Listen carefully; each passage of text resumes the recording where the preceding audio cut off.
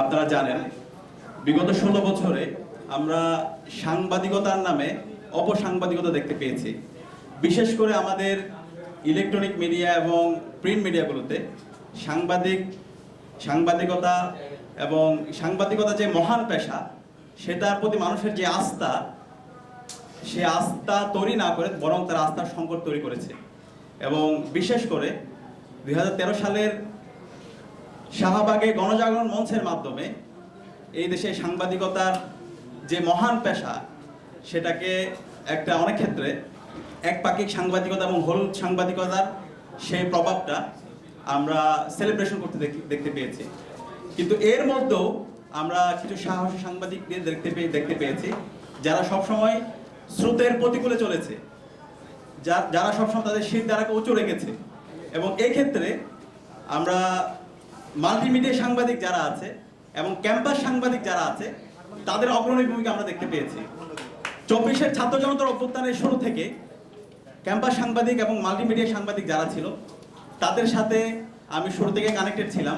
ক্যাম্পাসে দীর্ঘদিন ধরে অ্যাক্টিভিজম এবং সামগ্রিক বিষয়ে ক্যাম্পাস সাংবাদিক এবং মাল্টিমিডিয়া সাংবাদিকরা আমাদেরকে সার্বিকভাবে সহায়তা করেছে। এই আন্দোলনের 24-এর ছাত্র জনতার অভ্যুত্থানের শুরু থেকে 5 জুন থেকে 36 জুলাই পর্যন্ত নীতি নির্ধারণ এবং মাঠ পর্যায়ের সমন্বয়ের সাথে আমি যুক্ত ছিলাম। এই ক্ষেত্রে মাল্টিমিডিয়া সাংবাদিকরা শুধুমাত্র আমাদেরকে আমাদের যে বয়ানগুলো আছে, আমাদের যে বক্তৃতা বিবৃতিগুলো আছে, সেগুলো তারা প্রচার করেননি, একই সাথে আমাদেরকে পরামর্শ দিয়েছেন।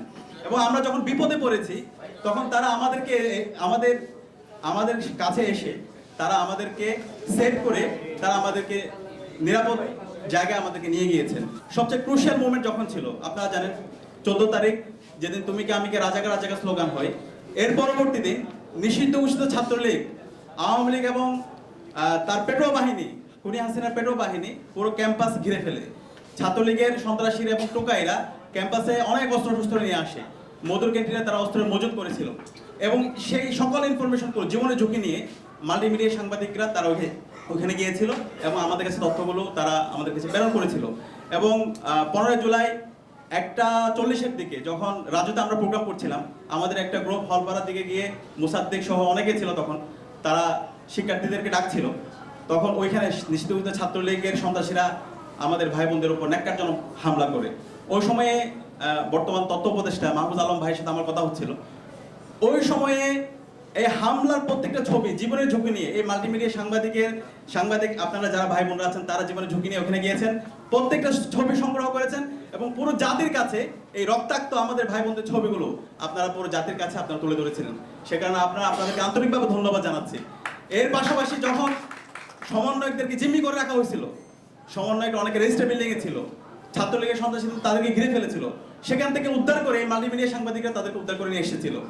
এবং এর পরবর্তীতে 16 জুলাই শহীদ মিনারে যে একটা বিস্ফোরণ হয়েছিল, সেখানেও মাল্টিমিডিয়া সাংবাদিকরা তারা আমাদের সব মিডিয়াগুলো, আমাদের সব তথ্যগুলো তারা জাতির কাছে তারা পেশ করেছিল।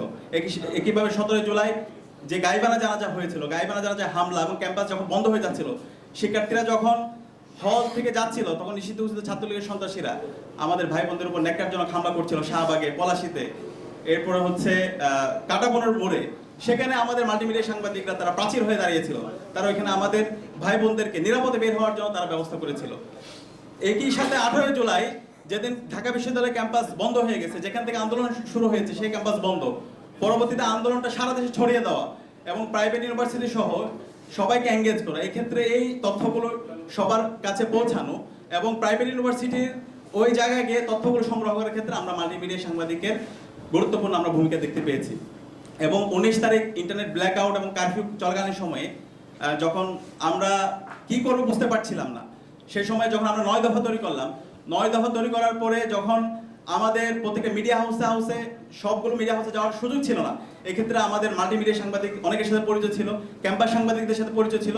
আমরা ভাইদেরকে ফোন করার সাথে সাথে তারা আমাদের রেসপন্স করেছিল এবং আমাদের প্রেস রিলিজ 9 দফা তারা নিয়ে মিডিয়া হাউসগুলোতে তাদের জায়গা থেকে, তাদের নেটওয়ার্ক থেকে ওনারা এই প্রেস রিলিজগুলো পৌঁছে দেওয়ার জন্য আপ্রাণ চেষ্টা করেছিল।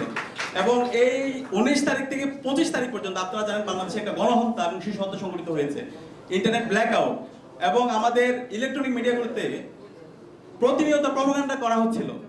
সেই সময়ে প্রত্যেকটা জায়গায় গণহত্যার ফুটেজগুলো সংগ্রহ করা, ভিডিওগুলো সংগ্রহ করা, সে কাজটা আমাদের মাল্টিমিডিয়ার যারা আমাদের সাংবাদিক ভাই এবং বোনেরা আছে তারা সংগ্রহ করেছিল এবং আমাদেরকে অনেক ক্ষেত্রে পেন ড্রাইভে করে আমাদেরকে সেগুলো পৌঁছে দিয়েছিল। এবং আমাদের এই যখন আব্দুল কাদেরের 9 দফা আমরা যখন পেন ড্রাইভে করে নিয়ে এসেছিলাম, তখন কোনো জায়গায় ইন্টারনেট ছিল না, কিন্তু আমাদের বিদেশি যে মিডিয়াগুলো ছিল, এখানে শফিক ভাই আছে, এপির অফিসে আমরা গিয়েছিলাম, সেখানে আমরা গুরুত্বপূর্ণ সহায়তা পেয়েছিলাম এবং এর মাধ্যমে আমাদের এই 9 দফা এবং 9 দফার ভিডিওগুলো বিশ্বব্যাপী ছড়িয়ে পড়েছিল। এবং ওই সময় শহীদুল আলম রিকের শহীদুল আলম স্যার সহ আরো অনেকে আমাদেরকে হেল্প করেছিল। তো এভাবে হচ্ছে আমাদের মাল্টিমিডিয়া সাংবাদিক যারা ভাই বোনরা আছে তারা পুরো আন্দোলনের শুরু থেকে একদম শেষ পর্যন্ত তারা আমাদের আন্তরিকভাবে সহায়তা করেছে, আমাদের গাইড করেছে, সবচেয়ে ক্রুশিয়াল মোমেন্টে আমাদের সামগ্রিকভাবে আমাদেরকে পরামর্শ দিয়ে আমাদের পাশে ছিল। তো নতুন এই বাংলাদেশে মাল্টিমিডিয়া সাংবাদিকদেরকে যেভাবে মূল্যায়ন করা দরকার, তাদের কথাগুলো যেভাবে শোনা দরকার, তাদেরকে যেভাবে সমাজের অন্যান্য আমাদের অনেক ক্ষেত্রে যেটা হয় তাদেরকে অনেক ক্ষেত্রে আদারিং করা হয় আমার কাছে মনে হয়েছে। তো সেই জায়গা থেকে তাদের যে মর্যাদা, তাদের যে মূল্যায়ন, সেটা আমরা প্রত্যাশা করছি। সেই জায়গায় আমরা যারা ছাত্ররা আছি আমরা সবসময় তাদের আপনাদের পাশে থাকবো এবং আমাদের প্রত্যাশা থাকবে আপনারা বিগত সময়ে যেভাবে সত্যের পক্ষে ছিলেন, ন্যায়ের পক্ষে ছিলেন, ইনসাফের পক্ষে ছিলেন এবং ভবিষ্যতেও আপনারা ইনসাফের পক্ষে থাকবেন, সত্যের পক্ষে থাকবেন, সত্যকে সত্য বলবেন, মিথ্যাকে মিথ্যা বলবেন এবং শির দ্বারাও চোরাকবেন।